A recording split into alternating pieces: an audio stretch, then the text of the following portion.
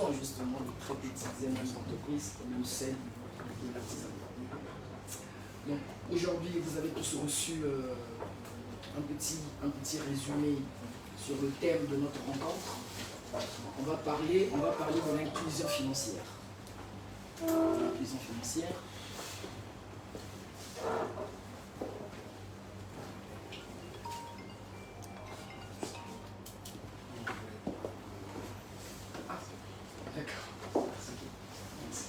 Donc je disais que le thème de notre rencontre aujourd'hui, c'est sur l'inclusion financière des entreprises, des très petites, moyennes entreprises et de l'artisanat. L'objectif en fait, c'est de vous montrer les effets positifs de l'inclusion financière, autant pour les consommateurs, donc la population congolaise, et en particulier pour vous, les chefs d'entreprise. Et également, on parlerait également des obstacles en fait qui empêchent la plupart d'entre vous d'accéder au financement bancaire. D'accord? Alors avant de commencer, vous allez tout au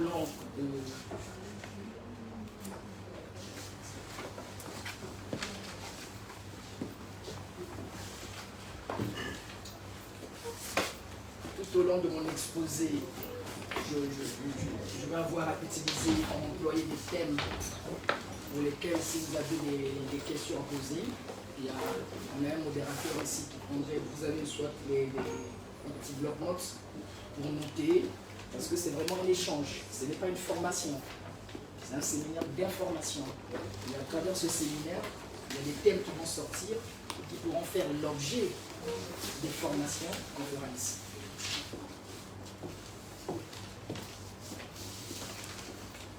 Alors, pour parler de l'inclusion financière,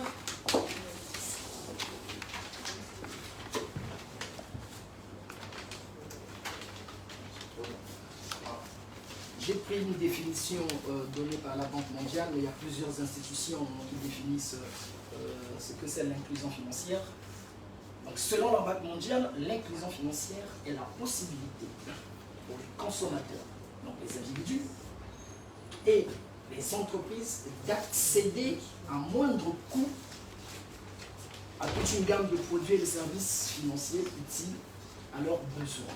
C'est-à-dire les transactions que vous avez à faire. Ce qui est important dans cette définition de l'inclusion financière, c'est le mot accéder et les besoins, c'est-à-dire l'utilisation. En fait, l'inclusion financière, ça mesure dans un pays le pourcentage des personnes ou des entreprises qui ont accès aux produits et services financiers et qui utilisent les produits et services financiers. Et ça rentre en fait dans le cadre, parce qu'aujourd'hui, tous les pays de la zone CEMAC doivent élaborer une politique nationale d'inclusion financière. Donc dans cette définition de l'inclusion financière, ce que vous devez retenir, c'est l'accès et l'utilisation. Accès sur les produits financiers et services et l'utilisation. C'est ça qui permet effectivement de déterminer ce qu'on appelle l'indice d'inclusion financière. Donc ensemble, vous constituez l'échantillon des consommateurs ou des chefs d'entreprise congolais. On va ensemble voir avec vous dans cette salle, et ceux qui sont de l'autre côté, le taux d'inclusion financière, l'indice d'inclusion financière de notre petit échantillon. Donc il y a deux indices qu'on mesure sur... vous avez l'indice d'inclusion financière de TME, donc vous avez l'accès et l'utilisation. Alors je vais vous poser une question, vous qui êtes ici là. Combien êtes-vous à avoir un compte bancaire? Ceux qui ont des comptes bancaires ici, levez la main. Le modérateur est où? Tu m'aides un peu à les compter, hein? Ok. Donc il y en a 3, 2, 4, 5, 6, 7, 8, 9, 10, 11, 12. Donc vous avez un compte bancaire. Combien êtes-vous à utiliser les produits et les services financiers? Très bien. 2, 3, 4, 5. Combien êtes-vous à bénéficier d'un crédit bancaire? Une seule personne. Une seule personne. Donc, ça prouve ici le faible taux d'inclusion financière des Congolais, donc des consommateurs, et donc des entrepreneurs, des entreprises. Donc, pour évaluer le taux d'inclusion financière dans un pays, on le mesure à travers l'accès. L'accès, c'est pourcentage des entreprises bénéficiant des prêts bancaires. Je ne sais pas, il y a combien de chefs d'entreprise ici, ou ceux qui sont en création d'entreprise, mais d'après ce que j'ai compris, il y a plus de personnes qui a bénéficié d'un crédit. Y a-t-il d'autres personnes qui ont déjà bénéficié d'un crédit d'une banque en tant que chef d'entreprise? Personne? Je suppose que de l'autre côté également, s'il y a des chefs d'entreprise de l'autre côté de la salle qui ont bénéficié des crédits bancaires, ils peuvent toujours voir le signaler auprès du modérateur. Ah, pas non plus. Et pourcentage des entreprises titulaires d'un compte de chèque. Le compte de chèque, c'est un compte courant ou un compte d'épargne pour épargner vos excédents de trésorerie, par exemple. Et on reviendra ça un peu plus en détail. Donc voilà comment on évalue le taux d'inclusion financière. Généralement, moi, je n'aime pas rester dans le cadre des gros termes. Parce que lorsqu'on parle d'inclusion financière, on se dit waouh, on parle de quoi? Donc en réalité, de façon simple en fait, l'inclusion financière, c'est avoir la possibilité d'accéder aux produits et services financiers et avoir la possibilité d'utiliser ces produits et services financiers. Parce qu'il y a des gens qui ont des comptes bancaires et qui n'ont jamais bénéficié soit d'un virement bancaire, qui n'ont jamais bénéficié d'un crédit, qui n'ont pas de compte d'épargne, mais ils ont un compte. Donc ils ont l'accès et ils n'ont pas l'utilisation. Inclusion financière, c'est accéder et utiliser selon vos besoins, de façon générale. D'accord? Donc voilà. Et là, lorsque je parlais de l'utilisation, qu'est-ce qu'on nous dit? C'est le pourcentage des entreprises recourant aux banques pour financer leurs investissements. Financer leurs investissements, c'est dire, c'est le pourcentage des entreprises recourant aux banques pour financer leurs fonds de roulement. Voilà un terme que vous devez retenir en tant que chef d'entreprise. Ça, je vais en donner quelques explications. On fera une parenthèse là-dessus parce que ça fera l'objet des formations auprès de COSALA dans le cadre de l'analyse financière. Le fonds de roulement, il y a deux concepts très importants pour vous, chefs d'entreprise, et notamment ceux qui sont en recherche de financement bancaire. C'est de savoir qu'est-ce que le fonds de roulement, qu'est-ce que le besoin en fonds de roulement. Ce sont deux concepts, deux indicateurs financiers. Lorsque vous allez être en recherche de financement bancaire, ou quand bien même vous êtes en train de gérer votre entreprise, que vous devez savoir lire et interpréter. On ne vous demande pas en tant que chef d'entreprise d'être des financiers. On ne vous demande pas en tant que chef d'entreprise d'être des comptables. Mais c'est quand on vous demande en tant que chef d'entreprise, c'est d'être en capacité, être capable de savoir lire et interpréter les états financiers de votre entreprise. Une fois que votre comptable vous a présenté sur votre bilan comptable ou votre compte de résultat, vous, en tant que chef d'entreprise, vous devez être en capacité de lire et d'interpréter les indicateurs financiers qu'on va vous présenter. Donc c'est une notion qui est très importante, le fonds de roulement. Le fonds de roulement, c'est le financement des investissements. Vous voulez, juste à titre, avant que j'aille dans plus d'explications, imaginez, on parle d'investissement. L'investissement, ici, généralement, je parle de l'actif, donc des immobilisations. Vous voulez fabriquer du manioc. Vous avez besoin d'acheter le kipaki. Oui, le kipaki, comment dire, c'est du matériel qui doit être mobilisé. C'est votre outil de travail. Hein? Donc, investissement, imaginez que c'est, on va dire, les 100 000. Ça coûte 100 000 votre kipaki là. C'est votre actif là. Mais vous allez le financer avec quoi? Vous pouvez le financer soit avec vos fonds propres, parce que vous avez des fonds propres. Ou alors, vous allez solliciter un emprunt à la banque. D'accord? Imaginons que vos ressources, c'est, allez, on va dire 150. Vous avez 150 000 de ressources. C'est ce qu'on appelle, ce que les comptables appellent les ressources stables, le passif. On ne va pas rentrer dans les détails juste pour que vous ayez un peu l'idée. Hein. En fait, le fonds de roulement, votre fonds de roulement ici, il est de 50 000. Parce que vous allez faire, parce que votre machine ne coûte que 100 000, mais vous avez 150 000. Donc vous allez dépenser les 100 000. Votre fonds de roulement, c'est ça. En fait, c'est un matelas de sécurité. C'est l'argent qui vous reste pour financer votre besoin en fonds de roulement. Ce que je suis en train de vous dire là, ça fait partie d'une formation que vous pouvez bénéficier au sein de l'incubateur COSA. D'accord? Et là, on va encore en faire un peu plus en détail. Toujours sur ces notions. Vous avez le fonds de roulement, ce qu'on appelle, c'est les ressources permanentes. Donc, vous savez, quand vous avez le bilan, vous avez le passif, vous avez l'actif et le passif. Vous avez ce qu'on appelle le haut du bilan. Le haut du bilan, vous avez ce qu'on appelle donc les ressources permanentes. Et l'actif stable, en fait, ce sont les immobilisations, tout simplement. Donc, en fait, le fonds de roulement, ça sert à quoi? Ça permet de répondre à la question suivante. Est-ce que les ressources permanentes suffisent-elles à financer l'actif stable? Est-ce que mon entreprise a assez de ressources pour acheter mon Kimpaki? C'est comme ça qu'on appelle ça, mon Kimpaki.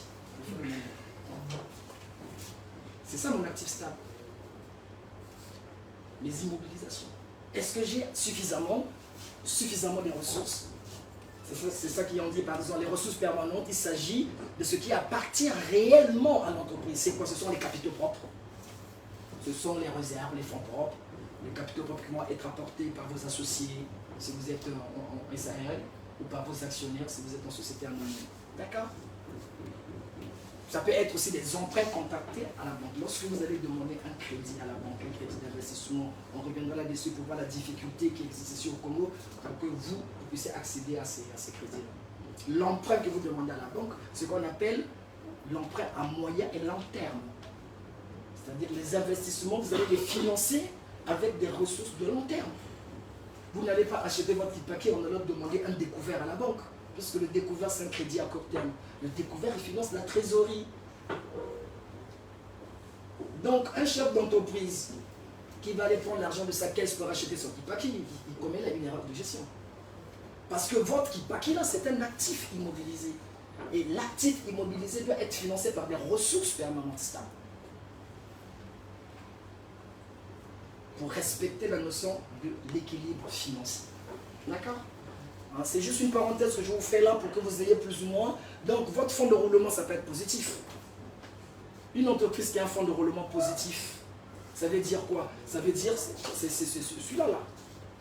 C'est-à-dire qu'il a des ressources, il a 150 000 francs de ressources, mais son investissement lui coûte que 500 000. Donc, il lui reste plus 50 000. Là, il a un fonds de roulement qui est positif. Mais le fonds de roulement peut être aussi négatif. Et quand il est négatif, on parle de l'insuffisance en fonds de roulement. Mais il existe des solutions qui permettent de rééquilibrer, de rendre votre fonds de roulement positif. Mais un fonds de roulement négatif, ce n'est pas la mort de l'entreprise. Parce que là, ça dépend de l'activité de l'entreprise. La plupart des entreprises industrielles, ils ont des fonds de roulement négatifs. Pourquoi? Parce que l'investissement est lourd. Ils ont acheté des machines, le cycle de production est long. Donc, l'IFER, c'est-à-dire que l'insuffisance d'un fonds de roulement peut se résorber, mais avec l'activité, avec la rentabilité qui viendra une fois que vos produits seront mis en vente. D'accord? Donc, c'était juste un passage comme ça, pour bien comprendre. Et le besoin en fonds de roulement, c'est ça, lorsque vous êtes en activité, en exploitation, vous avez besoin d'argent. Donc le besoin en fonds de roulement, il faut distinguer, il y a ce qu'on appelle le besoin en fonds de roulement d'exploitation qui concerne votre activité. Vous fabriquez le manioc, votre activité c'est fabriquer le manioc. Mais pour fabriquer le manioc, vous avez besoin des matières premières. ces matières premières, c'est votre stock en fait. Mais si vous avez fait manioc et que vous voulez vendre votre kipaki, parce que vous voulez en racheter l'autre, mais l'argent qui rentrera de votre kipaki, parce que vous l'avez vendu, c'est ça qu'on appelle, c'est hors exploitation. Parce que vous n'avez pas vendu du manioc, ce qu'on appelle des créances exceptionnelles. Tout ce qui est exceptionnel, c'est hors exploitation. D'accord? Donc, d'une façon générale, donc, le besoin en fonds de roulement qui est donc d'exploitation, c'est ce qu'on appelle l'actif d'exploitation. Ça c'est un petit aperçu que je vous fais du cours de comptabilité. Nous avons un super comptable à Kosala qui est là, qui pourra vous faire des cours là-dessus pour vous parler justement de ces deux concepts qui sont très importants. Et le besoin en fonds de roulement, ça c'est très important. Et souvent, on confond souvent le fonds de roulement et le BFR. C'est deux choses. Le fonds de roulement, on a dit, ça se finance par les ressources permanentes. Alors que le besoin en fonds de roulement, il se finance par les ressources à court terme. C'est-à-dire, parce que ça c'est le crédit de trésorerie. Le fonds de roulement, on le finance avec des crédits d'investissement. D'accord? C'est juste ce petit exercice. En réalité, le BFR, quand il est positif, c'est quoi? C'est les stocks. Souvent, depuis que je suis arrivé à Brazzaville, souvent je rentre dans les magasins, dans les boutiques. Et souvent, je pose la question à ceux qui tiennent les boutiques, est-ce que vous connaissez la valeur de votre stock? Parce que souvent, les gens stockent. Mais le stock, ça coûte de l'argent.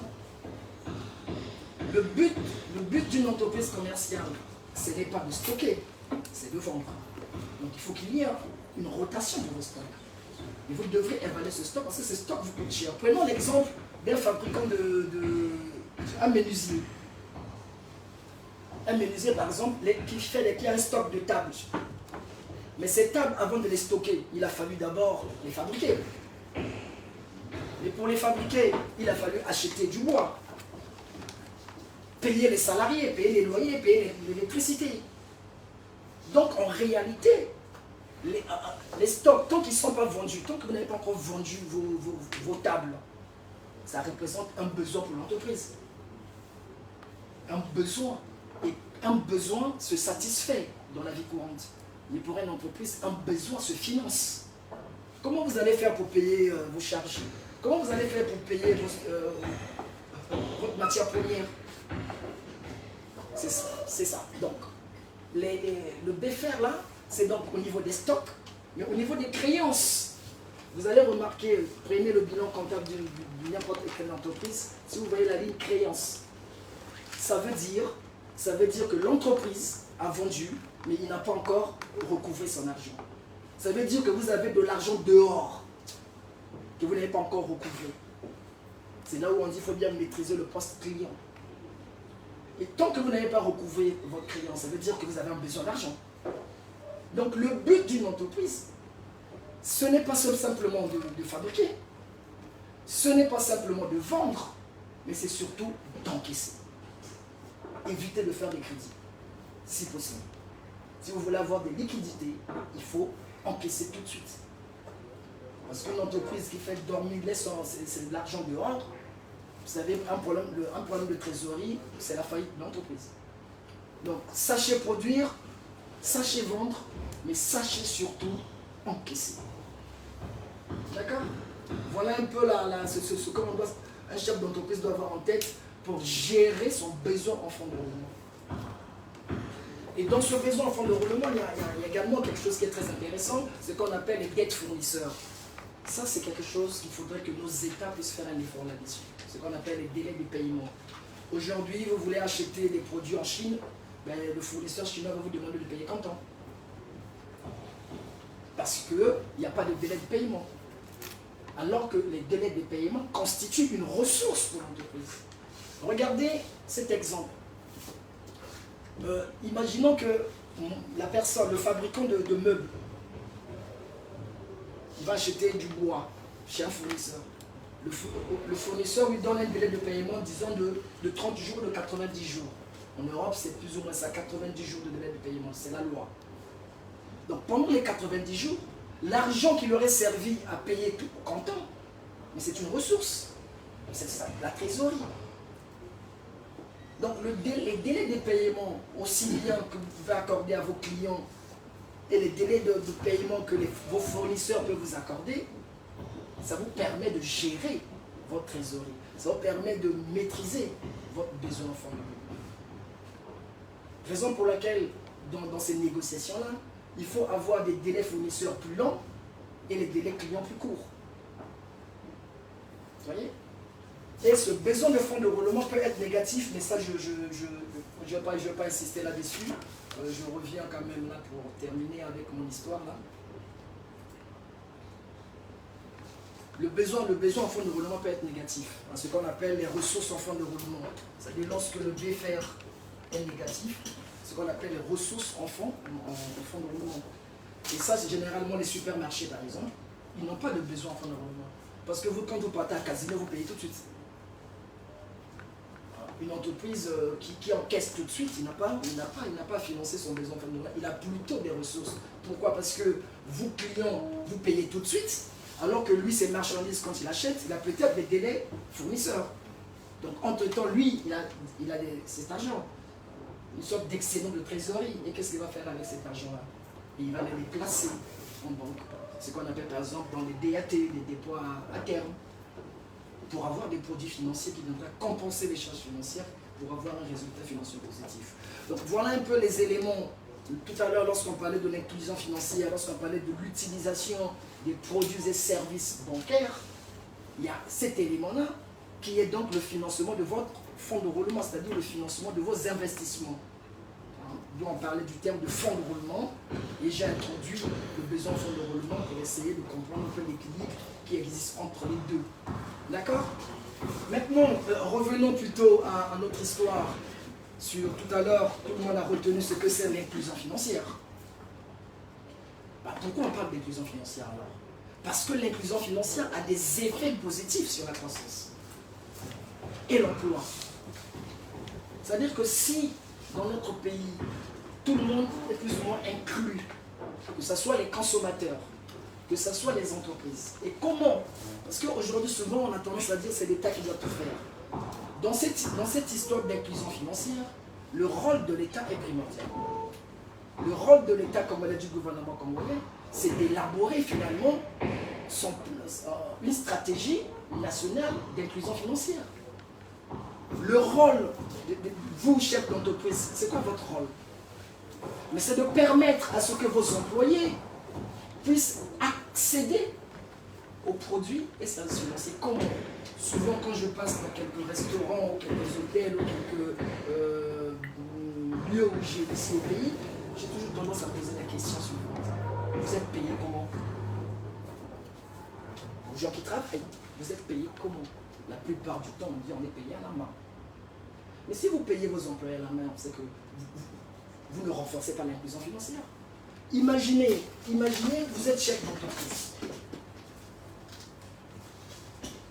C'est là où je parle, c'est là où on parle des effets positifs de l'inclusion financière. Je suis chef d'entreprise, j'ai 10 employés. J'ai 10 employés. Imaginez que mes 10 employés, je vais leur ouvrir un compte en banque, un compte courant. Je verse leur salaire sur ce compte. Moi déjà, en tant que chef d'entreprise, le banquier va me connaître. Un des métiers importants du banquier, c'est l'entrée en relation. L'analyse du KYC, Know Your Customer, connaît ton client. Pour que le banquier puisse vous accompagner, le banquier doit vous connaître. Mais comment le banquier doit vous connaître? D'autant plus qu'on est dans un pays où même les adresses, c'est compliqué. Mais si déjà, votre entreprise, tout à l'heure, on disait, a accès aux produits SSBank, c'est-à-dire à un compte dans une banque, et que vos recettes à vous, vous les déposez dans ce compte, et que vos salariés, vous les payez par virement bancaire, vous contribuez là à l'inclusion financière du pays. Pourquoi? Parce que vos employés vont avoir, en tant que consommateurs, parce que tout à l'heure, qu'est-ce qu'on a dit? L'inclusion financière, c'est la possibilité donnée aux consommateurs, et vos employés sont des consommateurs avec leur salaire. Donc ça va leur permettre justement d'accéder aux produits et services financiers. Et vous, en tant qu'entreprise, ça va certainement vous permettre justement d'avoir une bonne relation avec votre banquier, de telle sorte que vous puissiez bénéficier de certains services. Mais si vous n'y êtes pas, si vous n'avez pas ni accès ni utilisation, comment voulez-vous que vous puissiez bénéficier de ces services? Donc il y a un effort à faire, il y a une éducation financière à faire auprès de nos chefs d'entreprise, qu'il est important, si nous voulons augmenter l'inclusion financière dans notre pays, c'est de bancariser tout le monde, c'est d'augmenter le taux de bancarisation. Et ça, individuellement, une personne qui ne travaille pas peut-être n'a pas envie d'y aller, mais vous, en tant que chef d'entreprise, parce que votre relation avec la banque est très importante. Ne pensez pas que les banquiers sont là pour vous prendre de l'argent, non. C'est des partenaires. Et lorsque vous avez une compréhension du fonctionnement des services financiers, ça vous permet, vous, de développer votre activité, de sécuriser vos revenus et en même temps de permettre à vos employés de consommer, être inclus. C'est ça les effets positifs de la croissance créée de l'emploi. Lorsque vous voulez être chef d'entreprise, et ça je le dis toujours, cherchez toujours à travailler dans un cadre formel. Et l'objectif même de l'inclusion financière, c'est de permettre à ce que ceux qui sont dans les activités du secteur informel, d'intégrer le secteur formel. Et l'État congolais vous le permet. L'État congolais vous le permet, et ça je vous présente ici le Code général des impôts. Ça doit être la Bible pour vous, chefs d'entreprise. Qu'est-ce que ce code nous dit? Il y a l'encouragement à l'entrepreneuriat. C'est la loi de finances rectificative 2021 qui le dit. L'article 47. À compter du 1er janvier 2021, les entreprises nouvelles créées, déclarées à l'Agence congolaise pour la création des entreprises, inscrites et suivies par les centres de gestion agréés et les incubateurs d'entreprises bénéficient. Les centres de gestion agréés, je pense que ça existe à Brazzaville aussi. Kosala, c'est un incubateur. Vous voulez ouvrir votre entreprise, vous allez venir chez Kosala. Kosala va mener les démarches administratives auprès des centres de formalités. Et qu'est-ce qu'on dit? Vous bénéficiez de la gratuité des formalités d'enregistrement des actes constitutifs de création de société. Donc, vous n'allez pas aller voir un cabinet ou un notaire, non. N'allez pas tout seul au centre des formalités. Cherchez à être accompagné soit par un centre de gestion agréé ou un incubateur. C'est eux qui mèneront les démarches vers les centres de formalités et vous ne payerez nada. C'est la loi qui le dit. Mais il n'y a pas que ça. Que dit la loi encore? Il vous dit que sur une période de 2 ans, vous allez bénéficier de l'exonération totale de l'impôt sur les sociétés. C'est-à-dire l'impôt sur votre bénéfice, nada pendant 2 ans, et vous ne payerez même pas la taxe sur les salaires, la TSCC. Mais pour bénéficier de tout ça, vous devriez passer soit par un centre de gestion agréé, ou soit par un incubateur d'entreprise. C'est pas beau ça? C'est formidable. Moyennement. Pardon? Formidable. Pardon? Moyennement formidable. C'est-à-dire? Ce n'est pas vraiment formidable. Pourquoi? En toute chose, il y a des avantages et des inconvénients. Je revenons sur la politique d'incubation. Oui. C'est bien, mais bon, mais les clauses internes. C'est pas. Quelle clause? Avec les incubateurs. Non, justement, vous allez discuter avec l'incubateur, il va vous accompagner, il vous donnera ses tarifs à lui. Voilà. Mais pensez plutôt à l'avantage que vous allez en tirer. Déjà, vous allez faire des formalités gratuitement. Deuxième avantage, vous allez bénéficier de l'exonération de l'impôt sur les bénéfices et sur la taxe des salaires. Cela veut dire quoi? 2 ans. Ah, pendant 2 ans, c'est déjà beaucoup. C'est déjà beaucoup. Mais ça voudrait dire quoi? Ça voudrait dire que vous devriez, par ailleurs, déclarer vos salariés à la SNCC. Moi, je vous invite, sincèrement. Moi, j'ai l'impression que nous autres Congolais, on veut juste être chef d'entreprise par le nom, pour dire que je suis chef d'entreprise. Mais non. La fierté d'un chef d'entreprise, c'est de créer des emplois. La fierté d'un chef d'entreprise, c'est de voir son entreprise se développer. Mais pour que votre entreprise se développe, il faudrait que vos employés soient motivés, soient heureux. Mais pour que vos employés soient heureux, payez-les par virement bancaire. Allez-y voir votre banquier, dites-moi j'ai 10 salariés, vous voulez que je domicilie mes revenus ici, ouvrez-moi les comptes de mes 10 salariés. Il ne va pas refuser, au contraire. Vous devez avoir cette initiative-là. Travaillons tous vers l'inclusion financière. L'État fera sa part, mais l'État en fait déjà, à travers par exemple les exonérations qu'on vous offre, si seulement vous êtes suivi par un régulateur. Donc, autrement dit, la croissance du produit intérieur brut, donc le PIB, la croissance économique est liée par l'inclusion financière des entreprises.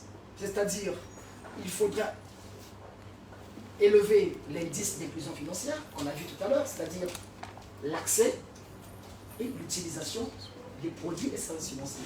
Et en même temps, bénéficier des prêts bancaires. Je l'ai toujours dit, vous ne deviendrez jamais, on ne diversifiera jamais l'économie congolaise si les banques congolaises n'octroient pas les prêts auprès des entreprises. Mais si les banques congolaises n'octroient pas les prêts aux entreprises, cherchons à savoir pourquoi. Mais il y a des solutions, il y a des façons de faire. Par exemple, c'était cette histoire de l'inclusion financière permet cela. On est tous d'accord. Donc, tout à l'heure, on a fait le test avec vous, on a constaté que nous avions ici un faible taux d'inclusion, rien que dans notre échantillon. Faible taux d'inclusion, ça veut dire quoi? Ça veut dire financement insuffisant. Parce que vous n'avez pas accès aux produits financiers, parce que vous n'utilisez pas les produits financiers, donc forcément, les financements sont insuffisants. Et s'il n'y a pas de financement, il n'y a pas de prospérité économique.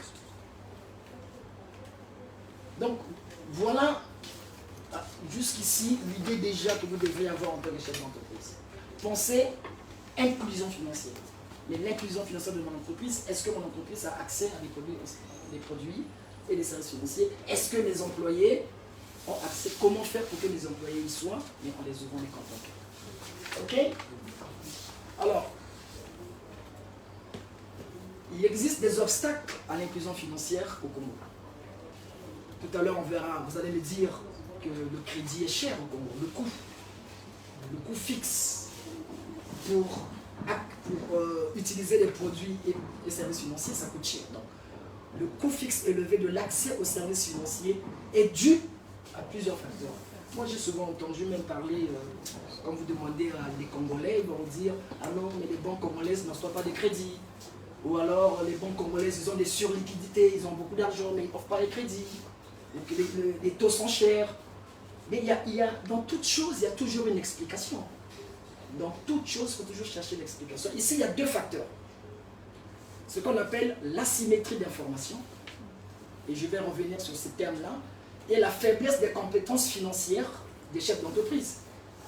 Parce qu'un chef d'entreprise qui n'a pas une certaine éducation financière, et qui n'a pas la connaissance de quelques thèmes, il ne saura pas aller solliciter un crédit à sa banque. D'accord?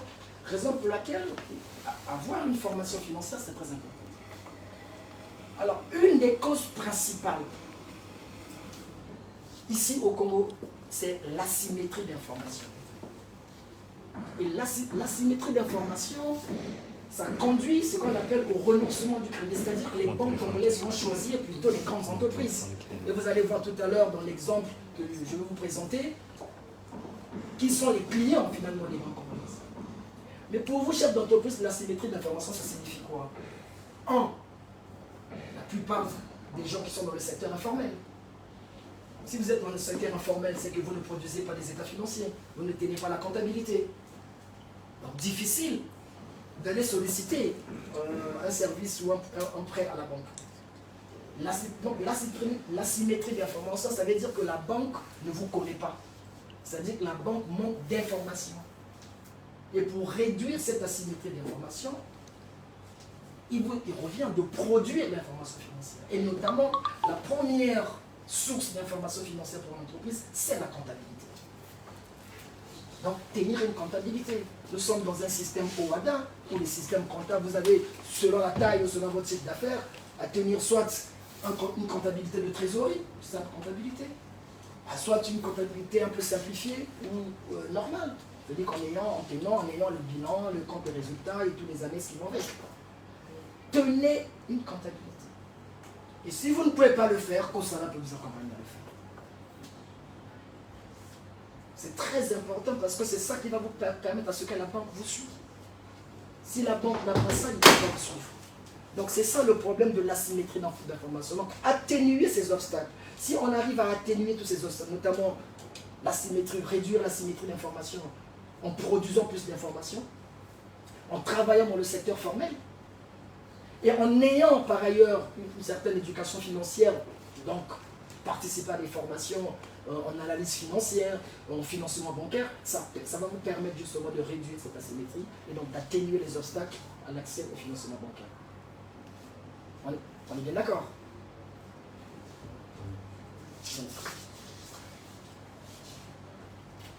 Deuxième obstacle à l'inclusion financière, vous allez me dire ici au Congo, les banques demandent les garanties.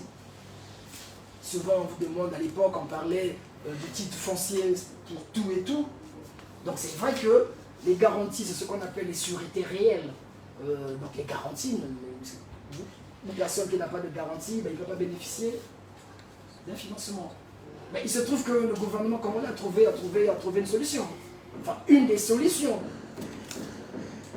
Le FIGA, le Fonds d'impulsion de garantie et d'accompagnement, c'est un outil justement qui pourrait permettre à élever le taux d'inclusion du pays. C'est-à-dire permettre à ce que vous puissiez bénéficier d'un prêt bancaire. Et il se trouve que dans COSALA, il y a des entreprises qui sont suivies par COSALA, qui ont bénéficié d'un prêt avec la garantie FIGA. Ça existe, ici à COSALA. Donc, la garantie apportée par le FIGA contribue justement à cette inclusion financière. Parce que l'entreprise qui va bénéficier du prêt d'un établissement de microfinance, par exemple, cette entreprise va être obligée d'avoir un compte bancaire. Donc déjà, d'accéder aux produits de services bancaires. Maintenant, il reviendra à cette entreprise qui a bénéficié de cette garantie de faire en sorte que ses employés également puissent accéder aux produits de services en leur ouvrant les comptes. Donc déjà, cette garantie, ça permet quoi? Ça permet d'accéder aux produits de services financiers. Ça permet en même temps d'utiliser les produits et services financiers. Donc la garantie FIGA, en conclusion, participe à élever le taux d'inclusion financière dans notre pays. Donc c'est important. Donc c'est un outil important qu'il faut connaître. Et c'est là où je disais également, l'inclusion financière, il va permettre quoi? Il va permettre d'intégrer les activités du secteur informel vers le secteur formel.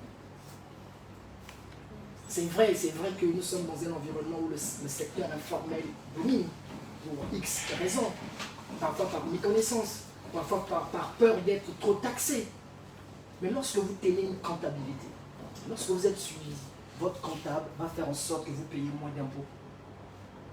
Parce qu'il y a des mécanismes qui permettent à ce que vous payez moins d'impôts. Votre kipaki que vous avez acheté, c'est un actif immobilisé. Cet actif immobilisé, vous allez faire des amortissements. Donc vous ferez des dotations aux amortissements. Mais ces dotations, ça vous permet de réduire vos charges, donc de payer moins d'impôts. Donc il faudrait que vous commenciez à être vraiment dans le secteur informel, ou plutôt dans le secteur formel.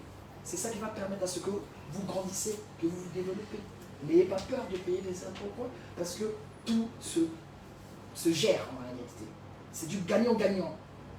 Vous payez, mais vous gagnez. Pas seulement je gagne, je ne paye pas, quoi. Ça ne marche pas comme ça. Donc voilà un peu les obstacles là, par exemple, concernant les garanties, c'est déjà un obstacle qu'on peut considérer qui peut être atténué à travers le fonds FIGA. Et l'autre obstacle où on parlait de l'asymétrie d'information, cet obstacle aussi peut être atténué si seulement moi, en tant que chef d'entreprise, je produis l'information financière, c'est-à-dire je tiens une comptabilité. J'ai des états financiers, j'ai une gestion de trésorerie plus ou moins impeccable et que je suis en relation avec les banques. Alors, dans le coût élevé, on parlait des coûts fixes. C'est-à-dire que le taux d'intérêt au Congo il est élevé. Et ça, c'est selon la Banque des États d'Afrique centrale, donc le BEAC, la BEAC. Au 4e trimestre 2022, le TEG moyen, c'est-à-dire ce qu'on appelle le taux effectif global, c'est-à-dire ce que vous coûte votre crédit, il tournait autour, le taux d'intérêt nominal couvre à peu près, il tournait autour de 10,22%. Et c'est une moyenne, hein. Vous allez voir dans le cas pratique que je vais vous présenter que c'est encore plus élevé que ça. C'est un taux moyen. C'est-à-dire que ce taux moyen-là, 76,67% de ce taux, c'est le taux nominal. Le taux nominal, ici, là, il représente 7,84%. C'est-à-dire que quand vous allez voir votre banquier va vous dire que le taux d'intérêt pour le crédit, c'est 7,95%. Le taux nominal, c'est le taux que la banque vous affiche. Mais en réalité, ce que vous payez, ça va être le taux effectif global. Pourquoi? Parce qu'il y a le taux nominal là, plus les charges. Les charges, ce sont les commissions, les frais et commissions. La TVA, la centime additionnel qui vient encore augmenter. Donc faites attention lorsque vous voyez, ah, j'ai fait un crédit, le taux c'est 10%. Non. Il faudrait arriver à connaître le taux effectif global de TSG. Et ça également, un chef d'entreprise peut le savoir. Ou soit vous devez le demander à votre banquier. Mais quand on ne sait pas ces choses-là, on ne peut pas poser la question. Donc pour être en bonne relation avec votre banquier, vous devez avoir au minimum quelques concepts financiers qui parlent aux banquiers. J'ai pris un exemple. On va essayer de voir combien coûte le découvert bancaire. Le découvert bancaire, moi j'ai animé un séminaire à la Chambre de commerce de Pointe-Noire sur la gestion de la trésorerie. J'ai eu un comptable qui me dit, mais monsieur Legalika, je paye trop d'ajouts à ma banque. Je paye trop d'ajouts. Sauf que, elle ne sait pas comment le banquier vous calcule ces ajouts-là. Les ajouts sont calculés à base du découvert, en réalité. C'est une autorisation, donc un contrat que vous avez signé avec votre banque, qui vous permet de laisser votre compte débiteur quelques jours. Donc j'ai pris juste un petit exemple comme ça pour illustrer le cas. Imaginez votre entreprise. Vous avez on a dit tout à l'heure, vous avez un compte en banque, vous utilisez des produits, vous avez besoin d'un découvert. Le découvert, attention, c'est un crédit à court terme. C'est un crédit de trésorerie. C'est pour payer le décalage de vos charges et vos recettes. C'est ce qu'on appelle le découvert. C'est un crédit à court terme. Donc là, je vais prendre un exemple, une entreprise donc, du 15 janvier 2021 au 8 février 2021 inclut son compte est débiteur parce qu'il a l'autorisation de la banque. D'un montant de 100 000 francs CFA.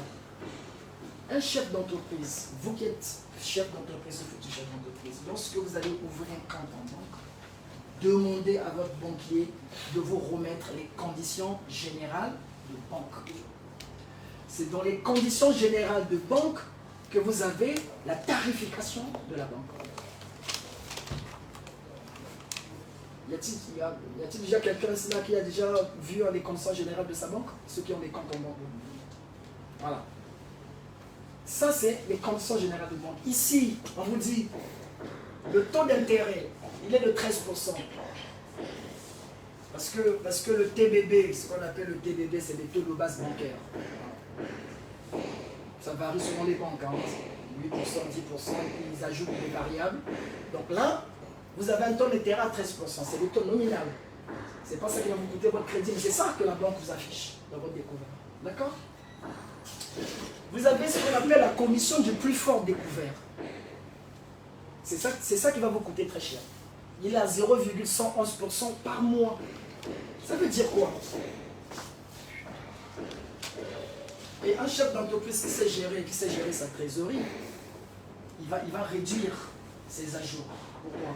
Parce que, regardez, si vous avez 100 000 là, de découvert, vous allez à la banque, vous faites un retrait. Vous faites par exemple un retrait de 50 000. Et les autres jours, vous faites 10 000, 10 000, 10 000.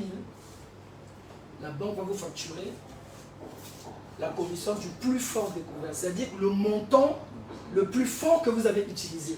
Mais si vous êtes intelligent, au lieu de venir chercher 50 000, et puis 10 000, et puis 10 000, mais prenez directement 100 000. Prenez directement 100 000. Parce que là, vous n'aurez plus à payer que seulement sur la base de ce mouvement-là. Parce qu'en fait, on va vous facturer tous les mouvements que vous allez faire. Donc lorsqu'on gère mieux sa trésorerie, on va savoir à quelle date on paye nos salariés. Un chef d'entreprise, ça va. Moi, je paye mes salariés tout le 30 du mois. Je paye mes fournisseurs tous les 15 du mois. Ça vous permet de mieux gérer votre trésorerie. Et si vous bénéficiez d'un découvert, ça vous permet effectivement de réduire vos charges financières. Ça vous permet également de savoir, moi, c'est tous les 15 et j'envoie mon comptable d'aller déposer l'argent. Ce n'est pas tous les jours, je vais à la banque déposer. Parce que la banque vous facturer les mouvements que vous faites. Donc tout ça, c'est une rigueur de gestion que vous devez avoir. Donc là, il y a un taux quand même, vous voyez, 0,111%. Mais si vous êtes resté à découvert pendant 2 mois, ben, ça va être multiplié par 2.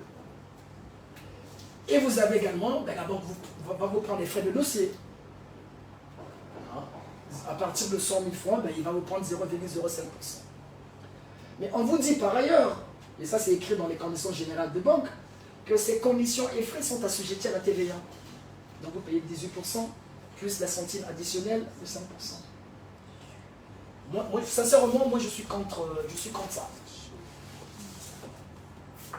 Je crois que si on veut réduire aussi le coût du crédit, l'État n'a pas besoin de prendre la TVA là-dessus. Donc ça c'est mon point de vue, ça se discute. Parce que ça vient renchérir ici le coût du crédit en réalité. Puisqu'il faut ajouter la TVA, la centime additionnelle. Alors que déjà le client, il paie déjà les intérêts. Donc c'est un peu contradictoire. Donc du coup, allez, donc là, il s'agit, là j'ai mis là, le taux d'intérêt là, il s'agit du taux d'intérêt nominal. C'est très important d'avoir le terme lorsque vous allez partir devant votre banquier. Dire, ah monsieur le banquier, donc ça c'est le taux nominal en fait. Ça, mais le banquier va faire comme ça, il connaît. C'est important. C'est important que vous puissiez vous rapprocher du langage même du banquier. Et alors le taux effectif global, ça fera combien? Là je pense que ça va tourner dans sa tête. Donc vous devez avoir une relation avec un. N'allez pas comme un petit parce que c'est vous le client. Le banquier doit vous respecter. Puisque il vit à travers vous. Il va gagner de l'argent à travers le crédit qu'il va vous donner. Mais si vous allez faire la courbette sur le banquier, non. Vous êtes les clients, le banquier c'est votre fournisseur. Donc cherchez à savoir comment le banquier fonctionne. Cherchez à savoir quel type de service ou de produit vous pouvez accéder et utiliser avec votre banquier. Donc voilà. Donc regardez, donc si je vais en faire un petit calcul vite fait, intérêt sur découvert, donc vous avez vos 100 000, puisque c'était le découvert pendant 2 mois, on applique les 13%, le taux nominal qui est affiché, vous avez un prix, vous avez la commission du plus fort découvert sur les 100 000, puisque vous êtes resté 2 mois découvert. Donc tu vois, on le multiplie par 2.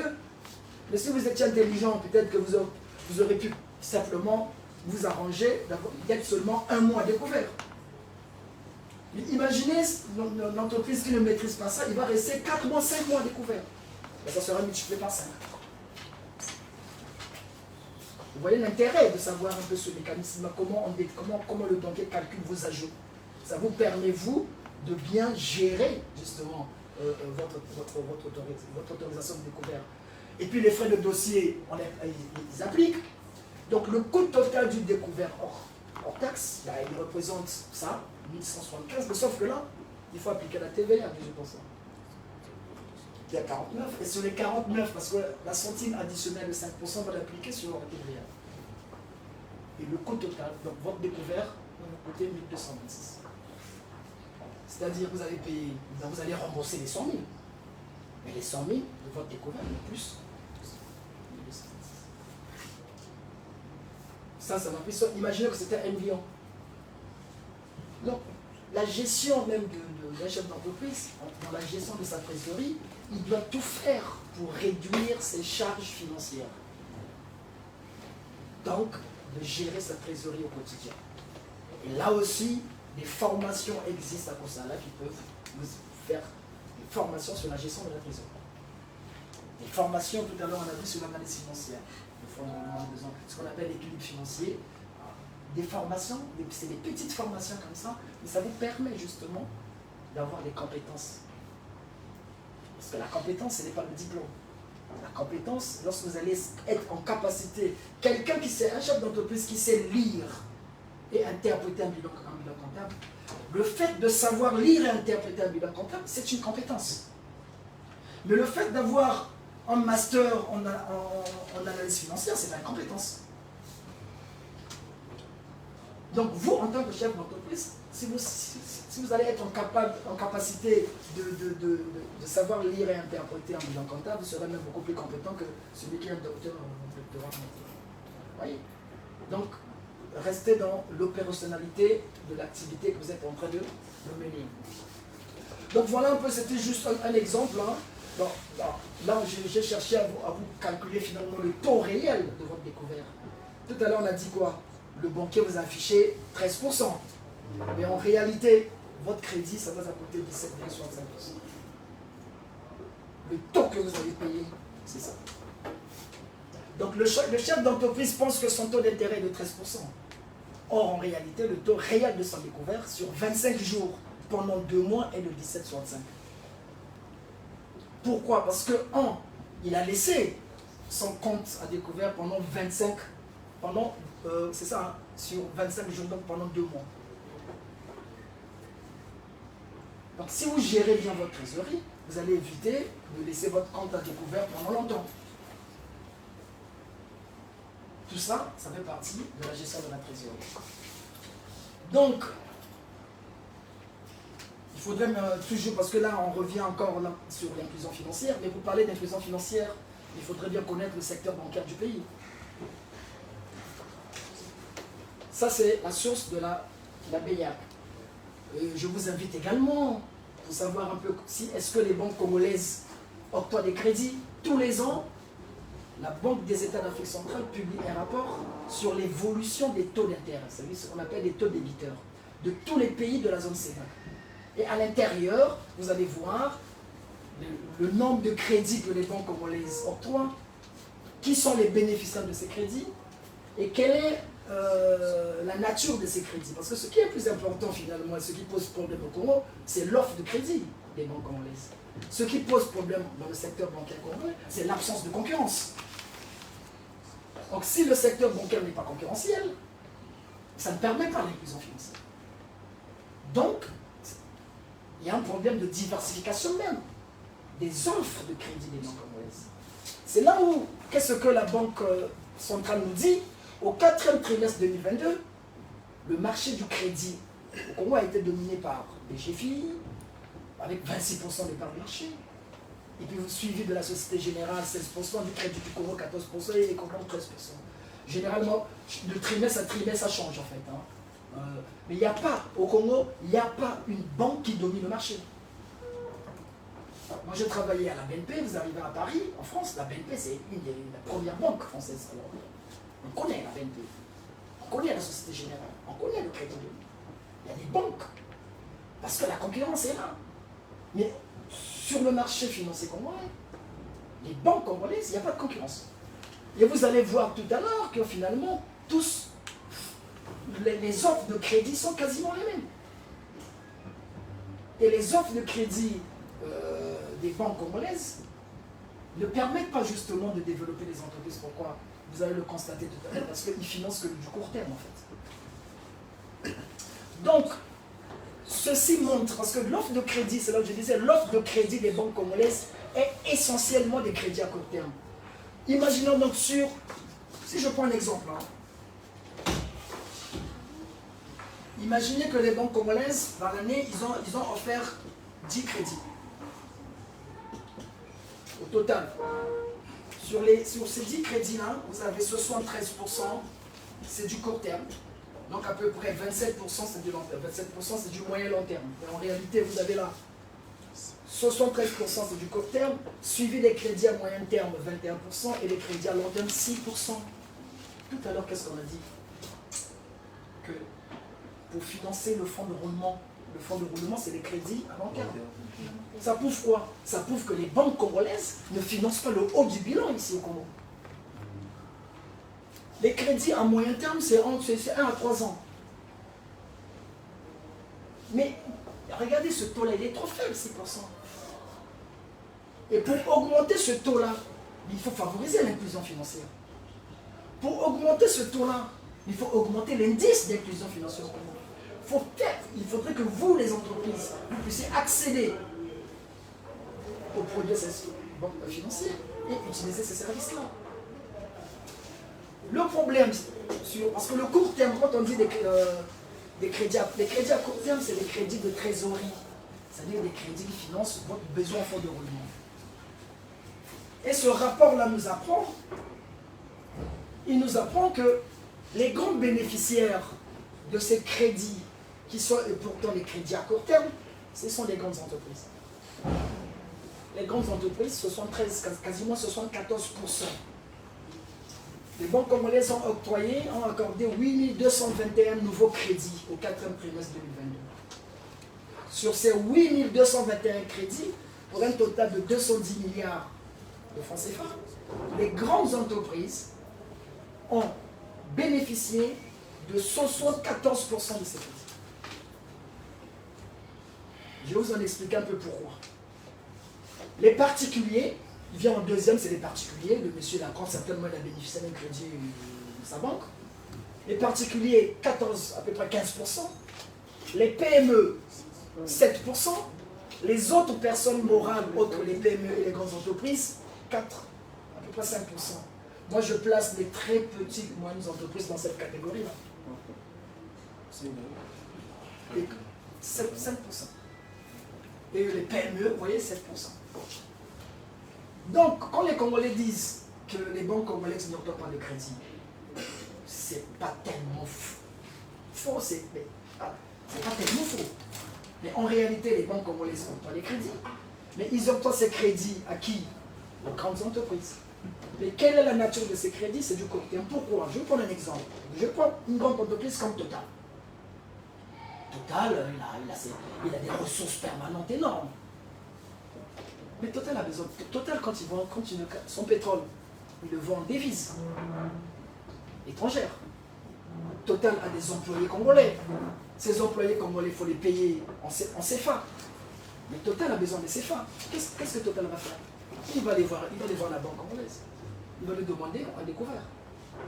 La banque congolaise va lui donner tout de suite. Donc en réalité, ça prouve quoi? Que quand Total Final veut investir dans ses champs pétroliers, il ne va pas venir demander un crédit d'investissement dans une banque congolaise. Parce qu'il a cette capacité d'autofinancement qui lui permet, lui ou elle, de s'autofinancer. Mais il a juste besoin de la trésorerie, donc du franc CFA pour payer ses salariés ici. Raison pour laquelle vous voyez ici, 74% des crédits que les banques octroient, ce sont des crédits à court terme, donc des crédits de trésorerie, dont les bénéficiaires, ce sont les grandes entreprises. Donc, pour les petites entreprises, dès lors que les crédits d'investissement sont faibles, mais vous, les petites entreprises, vous aurez du mal à bénéficier de ces crédits-là. Maintenant, pour que vous puissiez bénéficier de ces crédits-là, il faut l'inclusion financière. C'est aussi simple que ça. Et cette inclusion financière repose sur la politique nationale d'inclusion financière de l'État. Ça repose sur l'engagement de vos chefs d'entreprise de faire en sorte que votre entreprise soit incluse dans le secteur financier et que vos employés soient inclus également dans le secteur financier. Donc c'est une relation plus ou moins tripartite.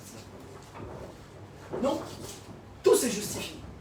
Et l'avantage, notamment au Congo, vous voyez, les administrations publiques et les collectivités locales, même pas non, mais ça c'est très bien. Parce que dans un pays où l'État reçoit des crédits des banques, ça crée un effet d'évitement, d'évincement en fait. Donc ici, au Congo, l'État vous laisse financer vos banques à vous. Donc c'est bien pour vous en fait, c'est bien pour le secteur privé que l'État ne soit pas un client important pour les crédits auprès des banques. Donc ça doit revenir à vos chefs d'entreprise. Et pour que cela revienne à vous, vous devez être inclus. Donc, augmenter l'indice d'inclusion financière au Congo. ayez des comptes bancaires, utilisez les produits sensibles. Payez vos employés par des comptes bancaires, ça fera augmenter justement le taux d'inclusion financière. Donc, parce qu'on va bientôt arriver à la fin, donc pour résumer tout ça, les moteurs de l'inclusion financière des très petites et moyennes entreprises dans notre pays, il faut d'abord, la stabilité macroéconomique. Il faut une stabilité macroéconomique. Ça, c'est le rôle de l'État. Ce n'est pas à vous et moi, c'est à eux de maîtriser les agrégats lorsqu'on parle de la viabilité de la dette publique, lorsqu'on parle de l'inflation, lorsqu'on parle du taux de croissance. Hein. Ça, c'est... Il faut une stabilité, ce qu'on appelle via la stabilité politique, donc une stabilité macroéconomique. Mais pour que cette inclusion financière et que les banques puissent octroyer aussi des crédits, il faut améliorer le climat des affaires. Donc, améliorer le climat des affaires et avoir des institutions fortes. Des institutions de contrôle, par exemple. Notamment en matière de conformité. Au Congo, nous avons un organisme qu'on appelle l'ANIF, l'Agence nationale d'information financière, qui est en charge, par exemple, de contrôler la conformité au niveau du secteur bancaire, des banques, dans les opérations bancaires. Donc, il faut avoir des institutions fortes, un climat des affaires transparent pour vous. Là, je viens vous en donner un exemple. Parce que souvent, on parle, mais on ne sait pas très bien ce qui se fait. Hier, je vous dis, l'un des éléments qui améliore ce climat des affaires, c'est par exemple une entreprise qui se crée, qui se fait accompagner par un incubateur ou un centre de gestion agréé, qui va bénéficier de la gratuité, finalement, des formalités, et qui bénéficie de l'exonération de l'impôt sur les sociétés et de la taxe sur les salaires. Ça améliore le climat des affaires. Mais faut-il encore que vous ayez cette information? Maintenant, vous l'avez, cette information. Ensuite, donc pourquoi finalement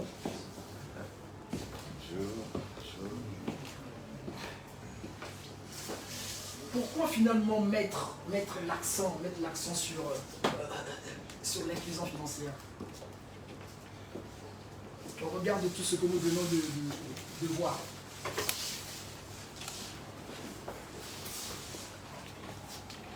Mettre l'accent sur l'inclusion financière, justement, ça permet d'augmenter considérablement l'accès des TPE, en fait, des TPE, très petites moyennes entreprises et de l'artisanat, au crédit bancaire. Mais ça donne aussi à l'État des avantages macro-financiers, ce qu'on a vu tout à l'heure. D'un côté, il y a l'État, dont le rôle, c'est d'élaborer la stratégie, ce qu'on appelle le plan national sur l'inclusion financière. On a vu, par rapport aux obstacles, on a vu qu'il y avait l'asymétrie d'information qui empêchait finalement les banques de mieux vous connaître, vous, les entreprises. Mais il y avait également l'exigence des garanties. Et c'est là où je vous ai dit que là, l'État a fait un effort, puisqu'il a mis en place un outil qui s'appelle le FIGA. Donc, par exemple, le FIGA, il contribue justement à élever le taux d'inclusion. Ça veut dire l'accès, puisqu'il y a des entreprises qui bénéficient de la garantie. Cette garantie a permis à ces entreprises d'avoir la possibilité d'accéder aux services des produits financiers et donc d'utiliser les services financiers. Puisqu'on a dit que l'inclusion financière, c'est à travers deux taux, deux indices, l'accès, la possibilité d'accéder et la possibilité d'utiliser. Vous avez un compte bancaire, vous les utilisez. Donc le rôle de l'État, il est là. Plan national d'inclusion financière, et il y a un élément qui atténue les obstacles à l'accès aux produits financiers. C'est fait. Et mais vous, les chefs d'entreprise, vous faites quoi? C'est là où je vous dis. Dès lors que vous avez un compte en banque, dès lors que vous utilisez les produits financiers, vous avez 10 employés, allez-y voir votre banquier, ouvrez 10 comptes à vos employés, faites des virements. Puisque qu'est-ce qu'on a dit selon la définition de la Banque mondiale concernant l'inclusion financière? C'est la possibilité qui est donnée aux consommateurs et aux entreprises d'accéder à moindre coût aux services et produits financiers. Donc, en payant vos salariés via les virements bancaires, ça va permettre à vos salariés en tant que consommateurs d'accéder et d'utiliser les produits et services financiers. Et par ailleurs, il reviendra finalement aux banques congolaises, parce qu'il y a une relation d'inclusion financière ici, vous concernant. Il y a ces trois entités. L'État, qui doit jouer son rôle, en stabilisant sur le plan macroéconomique. De l'autre côté, vous avez, vous, les entreprises, en ayant une meilleure relation avec les banques, en améliorant votre connaissance client. Ce qu'on a parlé tout à l'heure du Kawasi, know your customer, connais ton client. Moi, le banquier, j'ai besoin de savoir, même si j'ai du mal à connaître votre adresse, j'ai besoin de savoir si vous êtes immatriculé. J'ai besoin de savoir si vos salariés sont déclarés à la CNSS. Je veux savoir si vous payez vos impôts, par exemple. Et comme je vous ai dit, mais l'État congolais n'a pas fait que le fonds FIGA, puisque je vous ai parlé de l'encouragement de l'entrepreneuriat qui est inscrit dans la loi des finances rectificative de 2021. Vous voulez créer une entreprise, venez voir Kosala en tant qu'incubateur. Vous voulez créer une entreprise, allez-y voir un centre de gestion agréé. Kosala en tant qu'incubateur, il va prendre votre dossier, il va aller au centre de formalité, vous payerez 0. Et vous allez bénéficier entre-temps de 2 ans d'exonération de l'impôt et du non-paiement de la taxe sur les salaires. Ça améliore plus ou moins le climat des affaires. Donc dans cette affaire d'inclusion financière, il y a l'État, il y a vous en tant que chef d'entreprise, et il y a les banques. On a vu que par ailleurs, que les banques congolaises, les établissements de microfinance au Congo, ils ont pas de crédit. On a vu au 4e trimestre 2022 ce que la BEAC nous a livré comme rapport. Sur les 8221 nouveaux crédits accordés au 4e trimestre 2022, 73%, plus ou moins 74% de ces crédits, ce sont des crédits à court terme. C'est-à-dire des crédits de trésorerie. Et il n'y a que 6% dans le long qui sont des crédits à long terme. Et on a vu que ces crédits à court terme, les bénéficiaires, ce sont les grandes entreprises. Et que vous, les petites entreprises, il n'y a rien. Et ces grandes entreprises, pourquoi? Parce que ils ont offert à la banque toute l'information nécessaire. Et que ces grandes entreprises, ils n'ont pas besoin de produire des crédits à long terme. Total ne viendra jamais demander un prêt pour mettre, je veux dire, pour investir. Parce que lui, il a sa capacité d'autofinancement. Ce que Total fera, il viendra voir une banque congolaise, il va lui demander un crédit de découvert. Une ligne de découvert pour payer ses salaires en francs CFA. Tout simplement. Donc vous, les petites entreprises, si vous voulez accéder aux services et produits financiers, et soyez plus ou moins transparent. Je dois vous connaître. Et pour que moi, le banquier, puisse vous connaître, j'ai besoin de l'information financière. Tenez votre comptabilité. Je pense que ça vous permettra justement, ça facilitera justement cet accès aux produits de services financiers. Enfin, on est presque à la fin. Donc, les avantages qui sont générés par l'inclusion financière. Pour résumer un peu tout ce que nous avons vu aujourd'hui, l'inclusion financière, ça permet, on a dit, la croissance économique. Puis tout à l'heure, qu'est-ce qu'on a dit? Que l'inclusion financière, que l'évolution du PIB, du produit intérieur brut, est liée par l'inclusion financière et le financement bancaire. Création d'emplois. Ça, c'est vous, les chefs d'entreprise. Ça, c'est votre boulot. Vous avez créé votre entreprise, vous avez 5 employés, 10 employés, déclarez-les. Ouvrez les comptes pour eux. Permettez à ce que votre entreprise soit incluse et que vos employés soient inclus en tant que consommateurs. L'efficacité politique macroéconomique, ça relève de l'État. Parce qu'il y a une relation entre l'inclusion financière même et l'avantage pour l'État. Il y a une relation sur ce qu'on appelle la politique budgétaire avec l'inclusion financière. L'inclusion financière renforce la politique budgétaire de l'État à travers le recouvrement des impôts. Puisque l'assiette fiscale est élargie. Puisque j'ai des entreprises qui sont dans le secteur formel, j'ai des entreprises qui tiennent la comptabilité, j'ai des entreprises qui payent leurs impôts, voyez-vous, donc l'assiette fiscale de facto s'élargit.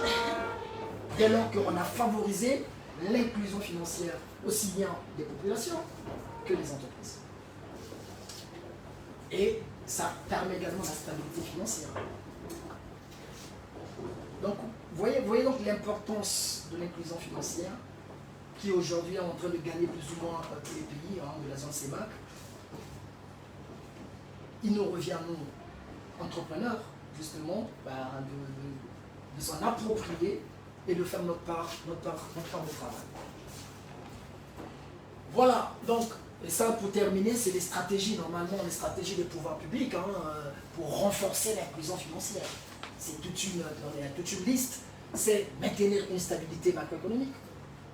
Je ne vais pas rentrer dans les détails, mais c'est avoir des systèmes bancaires sains et concurrentiels. Tout à l'heure, on a dit que le système bancaire congolais n'est pas concurrentiel. On l'a vu. Parce que les banques, tout le monde y octroie que les crédits à court terme. Il n'y a aucune banque qui domine, ça tourne. Donc, il nous faut un système bancaire sain et concurrentiel. Avoir une économie globalement diversifiée qui va permettre également la concurrence. Avoir des institutions solides et renforcer les mécanismes de réglementation. Tout à l'heure, je vous parlais de l'ANIF, qui est l'Agence nationale d'information financière. De contrôler la conformité des activités du secteur bancaire. Donc ça relève, tout ça, ça relève des stratégies des pouvoirs publics. Donc voilà, chers messieurs, chères mesdames, l'objet de notre séminaire aujourd'hui. J'en ai terminé. Maintenant, je ne sais pas si vous avez quelques questions à poser, ceux qui sont ici ou ceux qui sont dans l'autre salle là-bas. Si le modérateur a des questions pour échanger. Et si vous, en direct, vous avez des questions par rapport à ce que nous nous sommes dit. D'accord. Oui. Merci pour ce bien. Moi, j'ai deux questions. Première question, l'article 47. L'article 47, le Code général des impôts que vous avez fait exactement. Est-ce que ça intervient également dans le cas de figure d'une entreprise qui est implantée à l'international et qui voudrait ouvrir sa succursale au Congo voisin? Ça, c'est la première question. La deuxième question, c'est au niveau de la garantie FIGA. Je veux savoir sous les critères d'éligibilité d'accès à cette garantie, est-ce qu'il y a une autre garantie au niveau du FIGA? Parce que, en général, on fait beaucoup à la garantie FIGA parce qu'on n'a peut-être pas une garantie pour présenter la pompe. Est-ce qu'au niveau du FIGA également, on doit présenter une autre garantie pour bénéficier de cette... Très bien, c'est deux bonnes questions. Je réponds peut-être déjà. Bon, déjà, une succursale ici, ça veut pas dire que ça sera une société de droit congolais. Dès lors que c'est une société de droit congolais, l'article 47 du Code général des impôts s'y applique. C'est une nouvelle, dans ce cas, venez voir Kosala qui va vous accompagner, comme ça tout sera nickel pour vous. S'agissant de la garantie FIGA, non, il n'y a pas d'autre garantie. En fait, actuellement, le FIGA fonctionne sur ce qu'on appelle des garanties individuelles.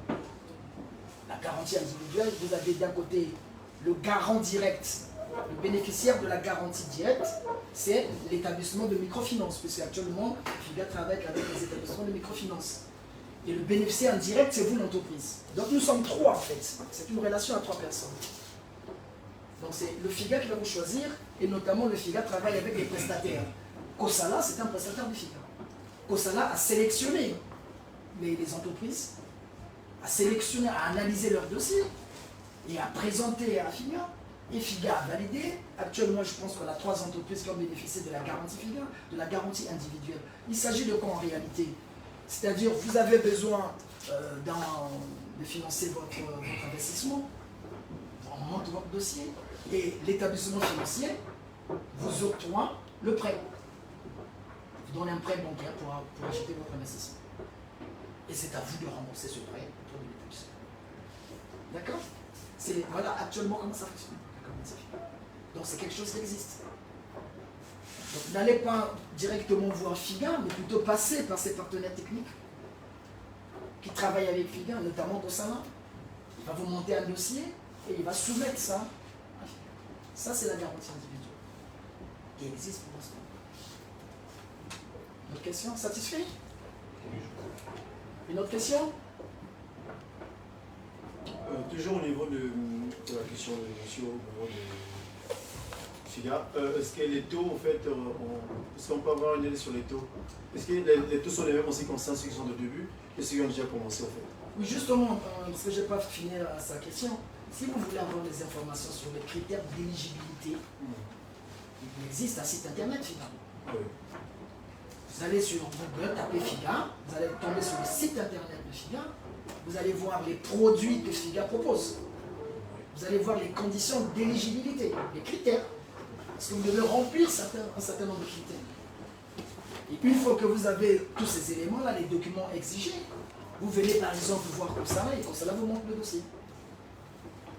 Tout est, voilà, les informations se trouvent sur le site internet, justement. Et s'agissant des taux d'intérêt, parce qu'en fait, dans la garantie, il y a ce qu'on appelle une quotité. Par exemple, FIGA va garantir 80% de votre prêt, simplement. Et les 20%, c'est un risque que va prendre l'établissement financier, puisque vous n'avez pas de fonds. Hein, imaginez, voilà, vous voulez financer ces sommes, par exemple 100 000 francs. Sur les 100 000 francs, FIGA va garantir 80%. C'est ça qu'on appelle la quotité. Et sur ces 80%, il y a soit un taux, ça dépend de quel type de prêt il s'agit. Il y a des commissions, mais tout est écrit sur le site internet de FIGA, vous avez tous ces éléments-là.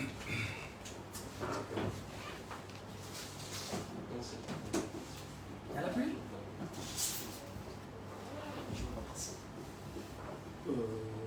Un éclaircissement. Oui. Un peu de zone d'ombre au niveau de fonds de roulement et besoin au fond de roulement. Oui, très bien. Ça, c'est très vite, mais bon. Oui, parce que comme je vous disais, hein, là, on est dans un cadre d'un séminaire d'information et toutes ces notions des termes fonds de roulement, besoin de fonds de roulement, ça fait partie des formations que nous allons déployer au niveau de Kosala sur tout ce qui ça concerne l'analyse financière en fait. Donc ce que vous devez retenir en réalité, le fonds de roulement, ce qu'on appelle FR, ça sert à financer les investissements, c'est-à-dire le haut du billet. D'accord? Le besoin en fonds de roulement, c'est-à-dire le BFR, ça concerne de financer l'exploitation de l'activité. Et dans un bilan comptable, généralement, nous on va le travailler en le transformant en bilan fonctionnel pour trouver ce qu'on appelle le fonds de roulement net global. En fait, le fonds de roulement, c'est le haut du bilan. Ça sert à financer vos immobilisations. Et le besoin en fonds de roulement, c'est l'actif circulant et les dettes circulantes, c'est-à-dire vos stocks, à financer vos stocks, vos créances et soit des dettes fournisseurs, si les fournisseurs vous accordent des délais de paiement. Et ce sont des notions très importantes. Et l'équilibre, un chef d'entreprise doit connaître la formule magique de l'équilibre financier. Mais ça coûte cher pour vous donner ça maintenant. En fait, l'équilibre financier, c'est le fonds de roulement moins besoin de fonds de roulement. C'est ça qu'on appelle la trésorerie nette. Si vous maîtrisez cette équation-là, vous allez gérer votre entreprise. Parce que cette équation-là génère 7 équilibres financiers. Lorsque le fonds de roulement est positif, quand il est négatif, qu'est-ce que moi, chef d'entreprise, je dois faire? Parce que l'important, comme je vous disais tout à l'heure, il ne s'agit pas de faire de vous des financiers. Il s'agit simplement, en tant que chef d'entreprise, que vous soyez en capacité, que vous ayez des compétences qui vont vous permettre de savoir lire et interpréter les états financiers. À moins qu'il y ait d'autres questions, je pense, monsieur le modérateur s'il est là,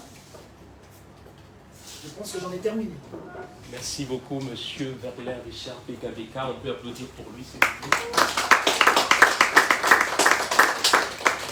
Et donc, nous sommes sûrs et certains qu'il n'y a plus d'interrogation qui trame dans notre tête. Sinon, monsieur BKBK va répondre à vos questions. Et donc, nous attendons encore un peu. Monsieur, pour le reste, on se rapprochera vers l'intéressé de manière un peu discuter avec lui. D'accord. Donc, après ce moment, de l'autre côté, il n'y a pas de question. D'accord. Et donc, à la fin, il souhaiterait vous rencontrer pour se mettre en présentiel. Ça là est là. Ça veut dire que ce qui est formidable dans tout échange, quand il n'y a pas de questions, ça veut dire que ça a été limpide. On est bien d'accord? Donc ça a été limpide. Donc c'est parfait. En tout cas, une fois de plus, je vous remercie et je vous souhaite plein succès dans vos activités, dans vos créations à venir. Et maintenant, en rentrant ici, vous savez que Kosala existe. Et si vous voulez être accompagné, venez essayer. C'est gentil garçon avec le restaurant. Et donc nous rappelons que Osala est un incubateur et quand vous avez un projet, Osala est là pour vous accompagner et pour vous donner des idées pour mieux entretenir mais également agrandir votre projet. Une fois de plus, Par contre, il y aura pour ceux qui s'intéressent au moins 2 personnes qui répondra aux questions des journalistes de Télécombo. S'il y a des volontaires, puis je commencerai ça. On peut le faire au couloir, ici, ce matin. Ok, je suis prêt. maintenant, une information pour nous tous. À la fin, on va se prendre une photo en famille en bas, donc à l'entrée des immeubles. Donc nous vous prions de s'y rendre après que M. Verlin ait fini de passer son interview. Monsieur Eric est là. Est-ce que de l'autre côté, il y a un candidat qui voudrait parler peut-être? On le fait ici? Faut plus se mettre à la caméra. D'accord, ok. Donc, une fois de plus, nous vous remercions Merci. de votre présence. Et il y aura une fiche d'évaluation. Nous allons envoyer la fiche d'évaluation via WhatsApp. Comme ça, vous allez remplir et donner une note à cette formation. Y a-t-il une question, monsieur? Plus d'informations concernant Osala, est-ce qu'on peut l'avoir directement en ligne ou bien pour venir physiquement? Vous pouvez consulter votre page. Je pense que vous devez venir physiquement. Les 2 options sont là. Bon, merci. Merci, monsieur.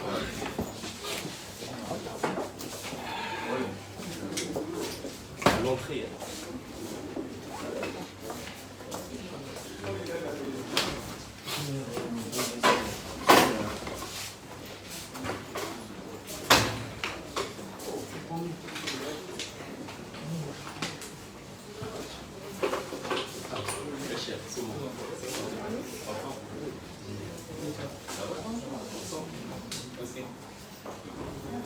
Ouvrez la barre.